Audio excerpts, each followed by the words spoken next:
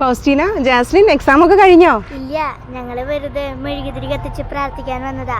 കൊള്ളാലോ, നല്ല കുട്ടികള്. ഈ മെഴുകുതിരിയും ക്രിസ്മസും തമ്മിൽ എന്താണ് ബന്ധം? നമ്മുടെ കത്തോലിക്ക സഭയിൽ മെഴുകുതിരിയും ക്രിസ്മസും തമ്മിൽ വളരെ പ്രത്യേകമായ ഒരു അർത്ഥമുണ്ട്.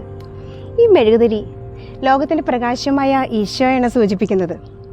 അതുപോലെ തന്നെ നമ്മുടെ ഉണ്ണീശോ ജനിച്ചപ്പോൾ ലോകത്തിൻ്റെ പാപം നീക്കാനായിട്ട് ദൈവം പ്രകാശമായി വന്നു. നിങ്ങൾ കത്തിച്ച മെഴുകുതിരി ശ്രദ്ധിച്ചിട്ടുണ്ടോ?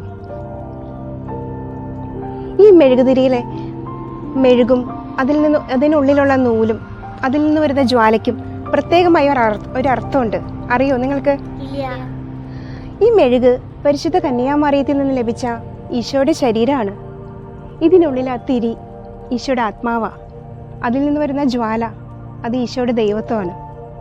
ലോകത്തിലേക്ക് പ്രകാശമായി വന്ന ഈശോയെ പോലെ നമ്മളും ലോകത്തിലേക്ക് ചെറിയൊരു പ്രകാശമായിട്ട് ജീവിക്കാം.